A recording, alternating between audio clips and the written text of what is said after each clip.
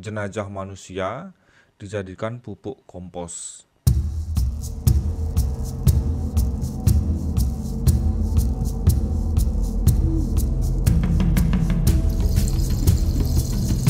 Om Swastiastu, Semeton, selamat datang di Istana Channel. Semeton, pernahkah kita mendengar bahwa ada beberapa kejadian tentang pemakaman jenazah yang terjadi di dunia yang sangat unik?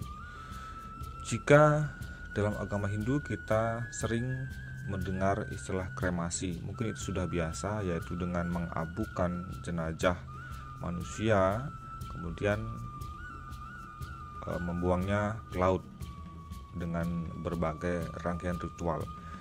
Nah, pernahkah Anda mendengar yang satu ini? Di New York saat ini sudah melegalkan jenazah manusia dijadikan pupuk kompos dan tentunya berguna untuk menyuburkan tanaman. Ada beberapa gereja Katolik yang menentangnya. Mengubah jasad menjadi pupuk setelah meninggal dunia dianggap sebagai langkah alternatif tentunya yang ramah lingkungan, Semeton, ketimbang mengubur atau mengkremasi jenazah. Itulah anggapan beberapa pemerintahan di New York, sehingga negara bagian Amerika Serikat ini menjadi yang terbaru yang mengizinkan jenazah manusia untuk dijadikan pupuk kompos. Dikenal sebagai penguraian organik secara alami, praktik pengomposan jasad ini, Semeton, dilakukan dengan membiarkan membusuk selama beberapa pekan dalam wadah yang tertutup. Kemudian pada tahun 2019, Washington adalah negara bagian Amerika Serikat pertama yang melegalkan, Semeton. Colorado, Oregon, kemudian Vermont, dan California kemudian mengikutinya sebagai negara yang paling baru ikut mendukung melegalkan penggunaan jenazah manusia ini untuk dijadikan pupuk kompos. Beberapa gubernur di negara bagian New York dari Partai Demokrat, Kathy Hochul, yang memberikan persetujuannya Semeton terhadap keputusan ini. Proses menjadikan jasad manusia menjadi kompos itu tentunya dilakukan di sebuah fasilitas khusus, Semeton. Dan tentunya menjadikan jasad manusia sebagai kompos ini di kalangan umat Hindu pastinya tidaklah dibenarkan. Proses menjadikan jasad manusia menjadi kompos ini dilakukan di sebuah fasilitas khusus. Jasad manusia dimasukkan ke bejana tertutup bersama bahan-bahan pilihan seperti serpihan kayu, alfalfa, dan rumput jerami. Secara bertahap jenazah manusia itu, Semeton, akan terurai secara biologis di bawah pengaruh mikroba. Setelah jangka waktu sekitar sebulan diambil, kemudian proses pemanasan untuk membunuh kemungkinan adanya penularan hasil penguraian yang sudah berupa kompos itu, yang kemudian diberikan kepada keluarga atau orang-orang yang dicintai. Kompos itu digunakan untuk menyuburkan tanaman, sayuran, atau pohon. Sebuah perusahaan Amerika Serikat, Recompos, mengatakan pelayanan pembuatan kompos dari jasad manusia itu dapat menghemat 1 ton karbon dibandingkan dengan sistem kremasi atau penguburan tradisional yang sudah berlangsung selama ini dan umum tentunya dilaksanakan oleh manusia pada umumnya. Emisi karbon dioksida yang merupakan kontributor utama Semeton terjadinya perubahan iklim karena menjebak panas bumi dalam fenomena yang dikenal sebagai efek rumah kaca. Kemudian pemakaman tradisional di mana tentunya melibatkan peti mati yang juga menghabiskan material kayu, tanah, dan sumber alam lainnya menjadi faktor pendukung dilaksanakannya pemakaman atau menggunakan jenazah untuk dijadikan kompos. Pendukung praktek pengomposan manusia ini mengatakan ini bukan hanya pilihan yang lebih ramah lingkungan, tetapi juga lebih praktis di kota-kota di mana lahan untuk kuburan sudah semakin sempit. Keputusan negara bagian New York tentunya, Semeton, Mendukung menjadikan jenazah manusia ini untuk sebagai pupuk kompos disebut sebagai sesuatu langkah besar perawatan kematian yang sangat ramah lingkungan dan diakses tentunya secara nasional di sana. Dan semeton, apakah langkah ini sepenuhnya didukung?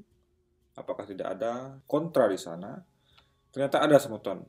Sebagian besar dari kelompok gereja para uskup Katolik di negara bagian New York ternyata dilaporkan menentang undang-undang tersebut dengan alasan bahwa tubuh manusia tidak boleh diperlakukan atau dianggap sama dengan limbah rumah tangga. Nah, ini alasannya yang sangat logis. Kemudian kekhawatiran juga diutarakan terkait biaya semeton proses pengomposan. Namun demikian, perusahaan Recompos yang fasilitasnya di Seattle adalah salah satu yang pertama di dunia mengatakan biaya $7.000 atau sekitar 81 juta sebanding dengan opsi penguburan dan kremasi. Jika memang itu sebanding semeton, ya mungkin keuntungannya hanya saja untuk yang dikubur memang mungkin akan menghabiskan dana atau lokasi lahan penguburan.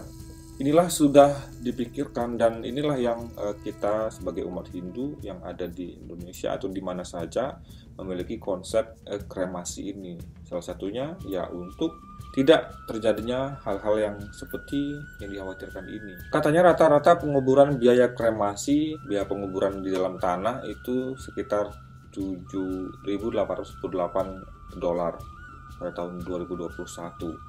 Atau 6.970. Sejauh ini semeton memang biaya penguburan dan lain-lain di tahun 2021 itu sekitar 7 ribuan dolar, dan menurut National Funeral Director Association atau NFDA, sejauh ini praktik pengoplosan jenazah manusia sudah dilegalkan di seluruh Swedia. Dan penguburan alami di mana jenazah terkubur tanpa peti mati atau dengan peti mati yang dapat terurai secara biologis sudah diizinkan tentunya di Inggris Raya. Sementara jika kita melihat poin permasalahannya mungkin adalah alasan biaya, kemudian yang kedua berkurangnya lahan. Jadi jika sebuah lahan yang sangat produktif hanya digunakan sebagai kuburan saja, itulah yang menjadi alasan mengapa negara-negara maju seperti New York ini memilih untuk mempergunakan jasad manusia itu untuk dijadikan kompos dan dijadikan pupuk tanaman.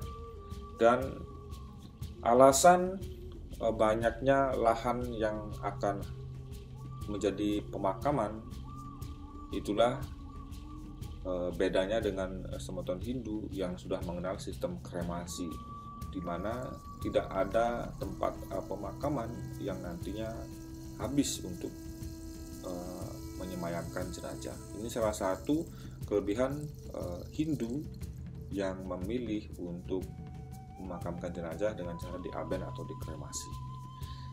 Bagaimana pendapat Anda semeton jika dilihat memang dari penggunaan atau efektifnya, jika dipikir jenazah itu sudah tidak berguna lagi, dan mereka ada sebagian yang berpikir sebagian digunakan untuk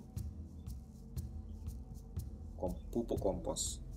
Dan ada beberapa juga yang tradisi masa lalu kuno, ketika seseorang meninggal, tubuh mereka dibiarkan untuk dijadikan santapan elang atau binatang lain, sehingga itu juga berguna untuk makhluk lain.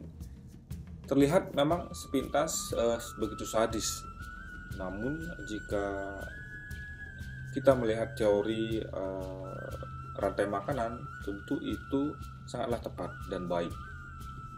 Tetapi tentu ada pro dan kontra. Nah, bagaimana dengan pendapat Anda semeton? Setujukah Anda? Silakan Anda tuliskan pendapat Anda di kolom komentar. Terima kasih atas atensi Anda. Saya Sukarata Istana Channel. Terima kasih Anda sudah mendukung dengan mensubscribe dan share Istana Channel. Sampai jumpa di video selanjutnya.